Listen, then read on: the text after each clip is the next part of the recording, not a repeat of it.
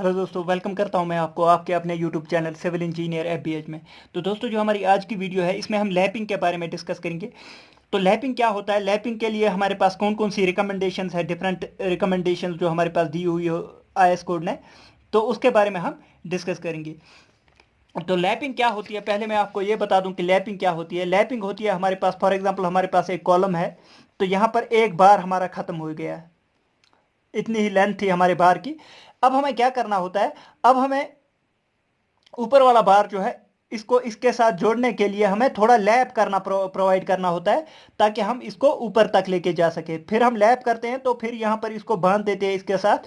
तो ये जो होता है, यहाँ से यहाँ तक हमने इन दो बार्स को एक के ऊपर एक रखा, तो इसी को हम लैप लेंथ कहते हैं, इसी को लैपिंग कहते हैं या फिर लैप लेंथ कहते हैं। तो ये चीज आपको याद रखनी है। तो अब आ जाते हैं हमारे पास, lapping is done for the bars large, lapping is not done for the bars larger than 36 mm। तो ये चीज आपको याद रखनी है। पहले ही ये पॉइंट बहुत बार क्वेश्चन एग्जाम्स में पूछा गया है कि 36 mm से अगर बड़े बार्स है, 36 mm के बार्स, या फिर 36 से ऊपर भी हमारे पास 40 mm के बार्स है, या फिर 50 mm के बार्स है, जो भी हमारे पास बार्स होते हैं 36 mm डायमीटर से ऊपर वाले बार्स, उनको हम लैप नहीं करते। पहली चीज आपको याद रखनी है, उनके केस में हम लैपिंग नहीं करते हैं, उनके केस में हम वेल्डिंग को प्रेफर करते हैं, वेल्डिंग प्रेफर करते हैं। तो ये चीज आपको याद रखनी है। पहली ही बात, लैपिंग जो है हम 36 mm डायामीटर से ऊपर वाले बार्स पे नहीं करते हैं, हम वहां पर वेल्डिंग प्रेफर करते हैं। तो पहली रिकमेंडेशन बहुत ही इंपॉर्टेंट है। इसके बाद आ जाते हैं हमारे पास लैप लेंथ जो है, टेंशन के केस में क्या होता है, और हमारे पास लैप लेंथ जो है वो कंप्रेशन के केस में क्या होता है। तो ये आपको याद रखनी है, ये रिकमेंडेशन बहुत ही इंपॉर्टेंट है। तो लैप लेंथ क्या होती है, हमने डेवलपमेंटल लेंथ का फार्मूला भी पढ़ा, 0.87 FY A FY5 divide by 4 τ BD। तो ये पिछली वीडियो में हमने ये फार्मूला पढ़ा है, ये डेवलपमेंटल लेंथ के लिए हमारे पास फार्मूला होता है। तो ये आपको याद होना चाहिए। इसके बाद आ जाते हैं हमारे पास लैप लेंथ टेंशन के केस में। फॉर डायरेक्ट टेंशन, अगर हमारे पास डायरेक्ट टेंशन लग रहा है, डायरेक्ट टेंशन मतलब कि टेंसाइल फोर्स लग रही है, जो कि डायरेक्ट टेंसाइल फोर्स होती है। एक होती है फ्लेक्चरल टेंशन। फ्लेक्चरल टेंशन हम किसे कहते हैं, जो बेंडिंग की वजह से टेंशन आ जाता है। बेंडिंग की वजह से मतलब हमारा बीम ऐसे बेंड हो गया, तो उसके इसमें हमारे पास यहाँ पर टेंशन आ जाती है, इसको हम फ्लेक्चरल टेंशन कहते हैं। लेकिन कभी कभार हम ऐसे बीम को खींचते हैं तो इसको कहते हैं डायरेक्ट टेंशन। तो डायरेक्ट टेंशन के केस में अलग रिकमेंडेशन है, और हमारे पास जो है फ्लेक्चरल टेंशन जो है उसके केस में अलग है। तो ये चीज आपको याद रखनी है। डायरेक्ट टेंशन के केस में आपको क्या करना होता है, या तो 2 टाइम्स डेवलपमेंटल लेंथ हमने फार्मूले से निकाला हुआ है, या फिर 30 टाइम्स डायमीटर ऑफ द बार, जो हमारे पास डायमीटर ऑफ द बार होगा, जो हमने यहाँ पर डायमीटर बार का प्रोवाइड किया होगा। तो इन दो वैल्यूज में से जो छोटी वैल्यूज है, जो बड़ी वैल्यू है, सॉरी, जो बड़ी वैल्यू है वो हमें प्रोवाइड करनी होती है। ये डायरेक्ट टेंशन के केस में या तो 2 टाइम्स डेवलपमेंटल लेंथ या 30 times diameter, 30 times diameter of the bar. इन दो वैल्यूज में से जो लार्जर वैल्यू है वो हमें प्रोवाइड करनी होती है, मतलब उतना हमें लैप करना होगा।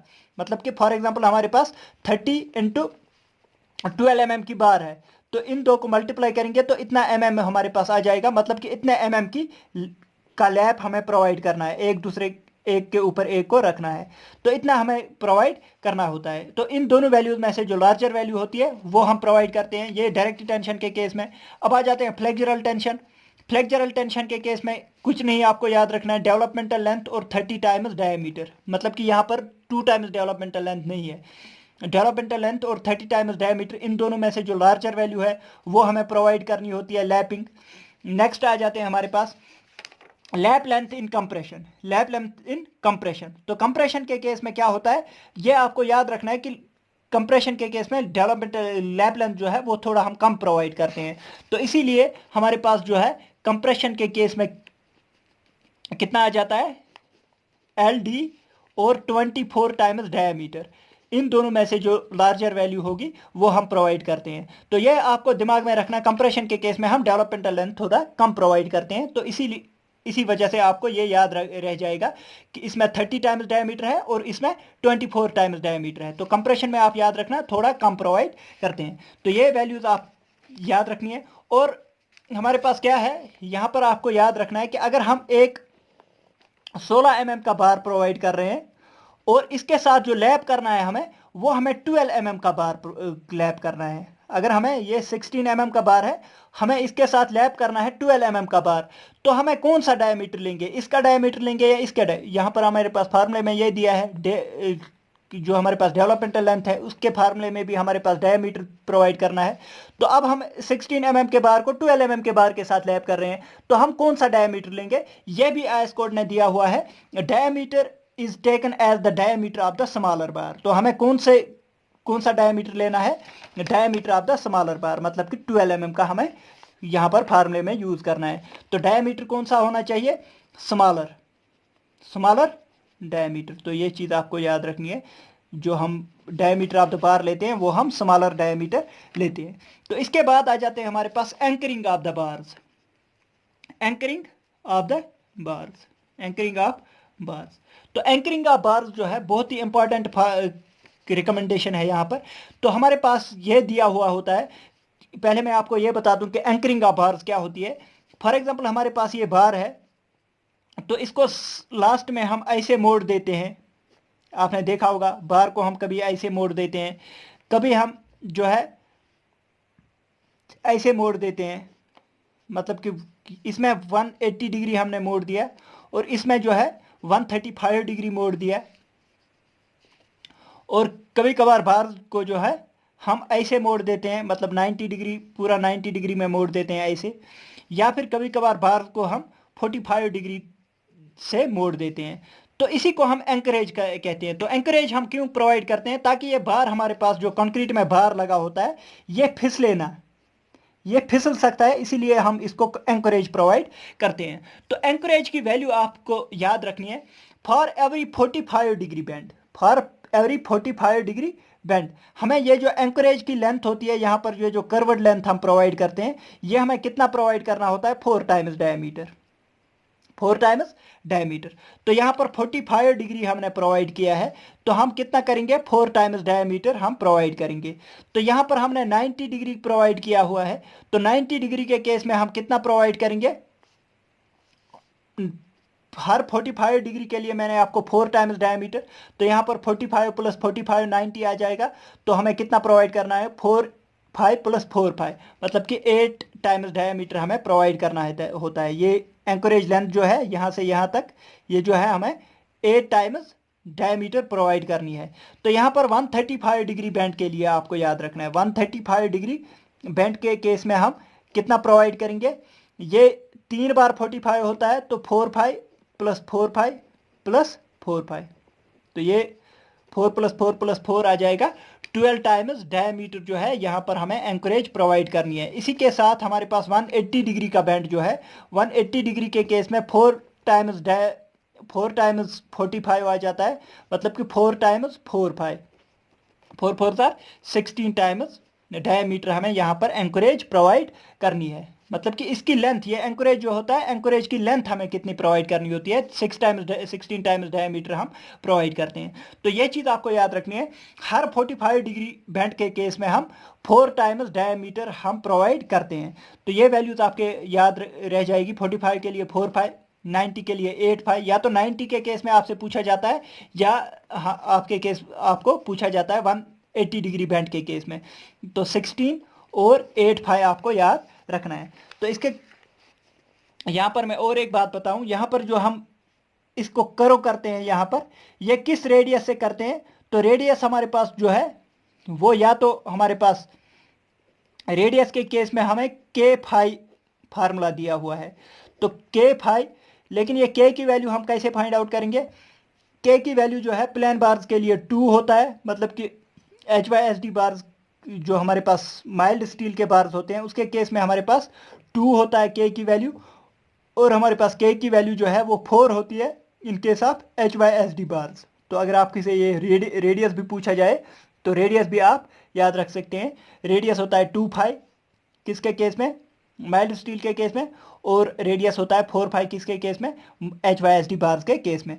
तो ये होता है आपके पास 45 डिग्री बैंड के लिए 4 टाइम्स डायमीटर एंकरेज प्रोवाइड करना है, 90 के लिए 8-5, 135 के लिए 12-5 और 180 के लिए 16 टाइम्स डायमीटर। तो या फिर यू टाइप हुक भी आपसे पूछा जाता है, यू टाइप हुक और 180 डिग्री बैंड एक ही काम होता है।